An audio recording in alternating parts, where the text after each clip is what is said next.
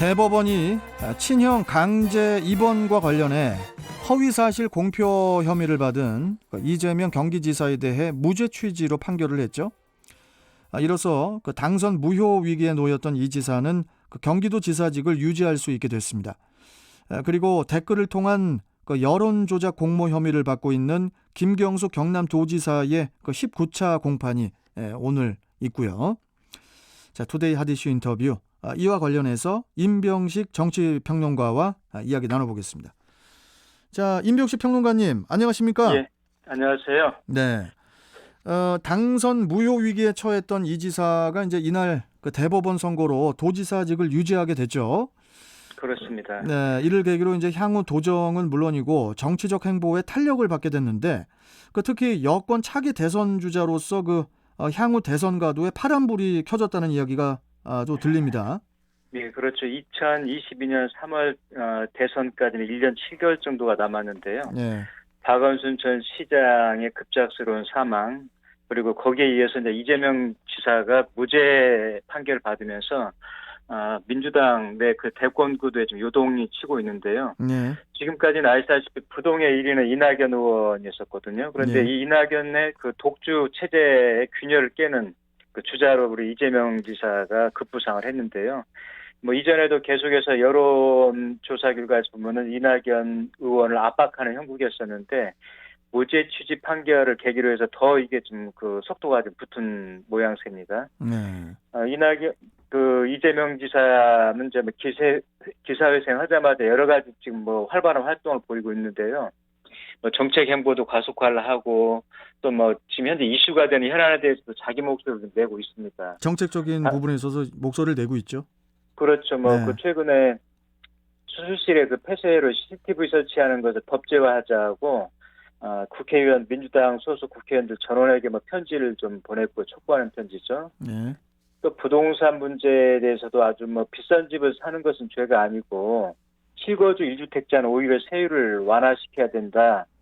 실거주 여부를 가지고 중과세를 해야 된다면서 아주 소신 발언을 했고요. 네. 또 기본소득제에 관해서도 지금 민주당 같은 경우는 일부 미래통합당에 찬성을 했었는데 미래통합당하고도 논의를 해보고 싶다고 할 만큼 어떤 차기 대권 주자로서 자리매김하려는 아주 움직임이 좀 활발합니다. 근데 이제 요즘에 이제 우리 현실이 워낙 또 이제 답이 없고 고구마처럼 답답하잖아요. 그렇죠. 그 때문에 이재명 지사 같은 뭐라고 표현할까요? 불도저 스타일 아니면 사이다 스타일 이런 이야기로 이렇게 좀 선호하는 국민들도 좀 많은 것 같은데 이재명 지사의 정치적 스타일이 좀 어떤 스타일입니까? 이재명 지사는 말씀하셨듯이 어떻게 다른 분들이 볼 때는 굉장히 역동적이고 추진력이라든지 돌파 능력은 이제 평가를 받고 있습니다만 다른 한편에서 볼 때는 너무 좀 좌충우동을 하는 거 아니냐, 너무 이벤트 정치에 강하다 이런 또 비판도 없지 않아 있습니다. 네. 그렇지만 이 지사의 특유의 추진력과 돌파 능력은 이제 지지자들로부터 큰 호응을 좀 얻고 있는데요.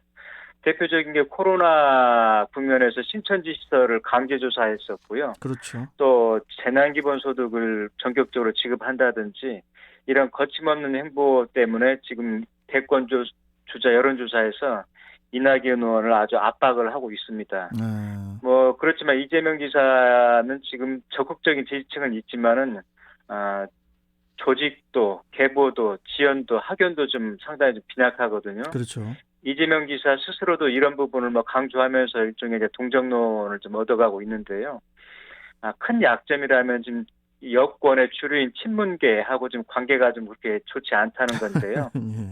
앞으로 이제 과제는 이런 친문들의 지지를 어떻게 끌어내고 또 민주당의 대선 공식은 보면 호남에서 지지를 받는 분이 마지막 승자를 해왔기 때문에 호남의 지지를 어떻게 끌어내느냐가 관건이 될 것 같습니다. 네. 당장은 대권 행보를 가시화하는 것보다는 경기도 지사직을 수행을 하면서 정책 실험을 통해 가지고 행정가로서 면모를 좀 보여주는 데 집중할 것으로 보입니다. 네. 저도 최근에 제가 이재명 지사에 가까운 측근 한 분하고 좀 대화를 할 기회가 있었는데 예. 당분간은 도정에 전념을 하고 경기도지사 연임을 위해서 뭐 그 선거 준비를 하고 있다는 말을 하기는 했습니다.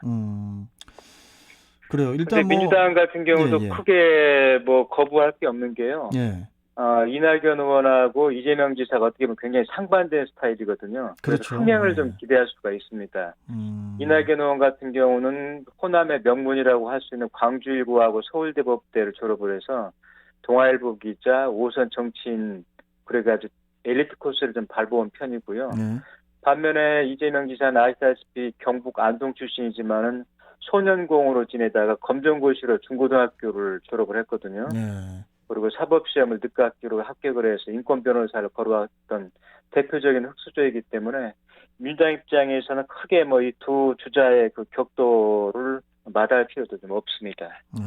일단 뭐 이재명 지사는 이제 대법원 무죄 취지로 이제 뭐 헐헐 날게 됐고 그렇죠. 또 이제는 그 김경수 경남지사 그 드루킹 댓글 조작 연루 의혹 재판에 이제 관심이 집중되고 있는데 마침 예, 오늘이 또 이제 19차 공판이 있는 날이에요.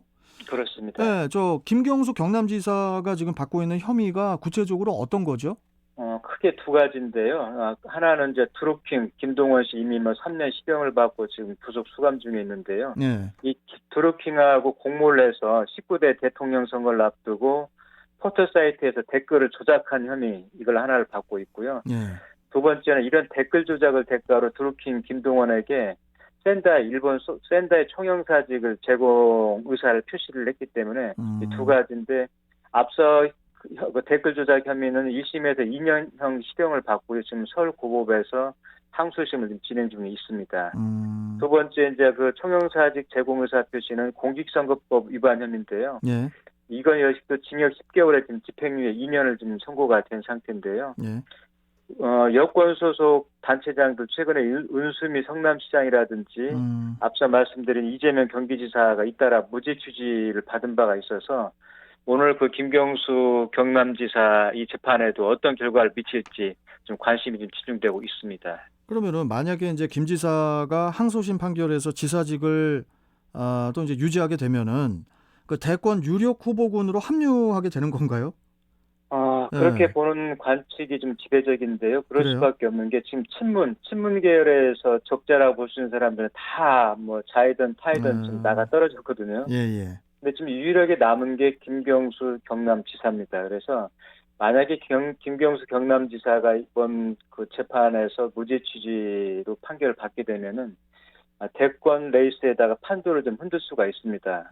뭐 앞서 말씀드렸듯이 김경수 지사가 유일한 지금 친문 적자로서 살아남아 있는 유일한 후보이기 때문에 만약에 무죄가 확정되면은 이낙연 의원, 이재명 그 지사와 함께 대권을 향한 아주 각축전을 벌이게 될 것으로 전망이 되고 있습니다. 그러니까 이제 김경수 경남지사가 이제 그 잠룡이라고 생각을 하시나 봐요. 우리 그렇죠. 평론가님께서는. 예, 예. 뭐 친문 입장에서는 주자를 좀 내세우고 싶은데 지금 마땅한 후보가 없거든요. 다들 뭐 조국 전 장관이라든지 안희정 전 충남지사 이런 분들이 있었는데 예. 다들 뭐 본인의 자의가 됐든 타의가 됐든 지금 나가 떨어진 상태거든요. 그래서 뭐 김경수 지사에게 자연스럽게 지금 눈길이 좀 쏠리고 있습니다. 그리고 평론가님, 예, 그 이제 그 내년에 서울시장하고 부산시장을 다시 선출을 해야 되잖아요. 그렇습니다. 근데 이게 비용이 1,000억 원이 넘는 혈세가 들어갈 것이라는 그런 분석이 나왔다고 하는데 예, 이게 예. 뭐 국민 입장에서는 이 부분도 좀 화가 날 것 같아요. 화나는 정도가 아니라 분노할 일이죠. 예, 예. 단체장들이 제대로 했으면은 굳이 필요하지 않은 이 혈세를 그렇죠. 1,000억 원까지 들여가지고 다시 선거를 해야 된다는 것은 세금도 세금이지만은 유권자들에게 굉장히 좀 부담을 안겨주는 일이거든요. 예. 근데 만약에 김경수 지사까지 그 판결에서 좋지 않은 결과가 나오게 되면 세 곳에서 광역단체장 보궐선거가 벌어지는데요. 그렇네요. 전체 유권자의 무려 32%나 달합니다. 그 유권자 1,425만 명이니까는요. 예. 민주당 같은 경우도 이런 그 비판 여론을 의식해서 당헌을 바꿨거든요. 자당의 소속 공직자가 부정부패 등 중대한 잘못으로 보궐선거 사유가 발생할 경우에는 후보자를 추천하지 않는다 이런 뭐 당헌까지 갖고 있는데 민주당은 굉장히 좀 곤혹스럽죠.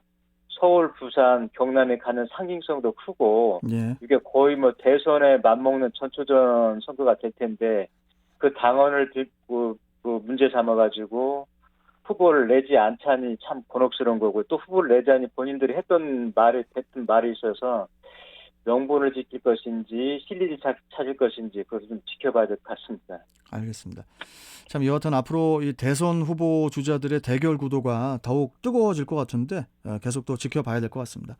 자, 오늘 말씀 잘 들었고 또 다음 시간에 뵙겠습니다. 고맙습니다. 예, 고맙습니다. 네, 자 지금까지 임병식 시사평론가와 함께했고요.